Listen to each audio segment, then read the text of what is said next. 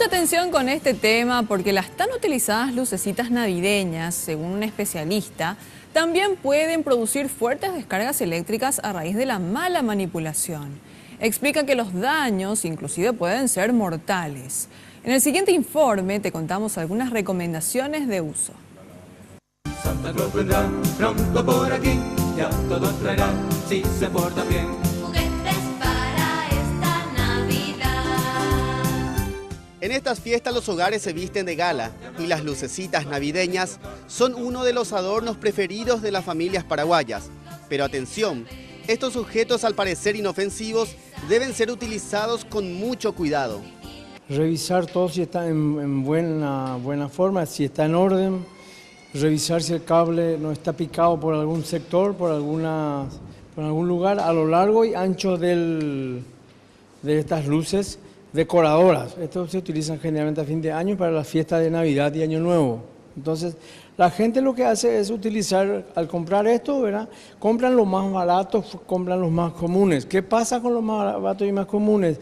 Tienden a dañarse con el primer uso que tengamos. Se saca esto después de pasar las fiestas, se guardan y al siguiente año se vuelven a instalar. Generalmente las lucecitas cuando se usan la primera vez vienen todo perfecto. Después con el golpe, con la lluvia, con el sol, se desgastan las protecciones de los cables. Si en la casa queremos reparar estos elementos navideños, lo ideal es siempre llevar puesto un guante aislante, que se puede comprar en cualquier ferretería. Generalmente los accidentes ocurren por desconocimiento. Entonces la gente que hace con este toma conectado a la red de la ANDE, ¿verdad? Van cambiando uno a uno, va cambiando, este no es, este tampoco es, porque van probando, ¿verdad? En una de esas recibe una fuerte descarga eléctrica. Lo ideal sería usar estos guantes aislantes, me contabas. Lo ideal, si uno va a hacer, tiene que tener los elementos de protección. Eso lo dice la instalación, la seguridad eléctrica en las instalaciones eléctricas.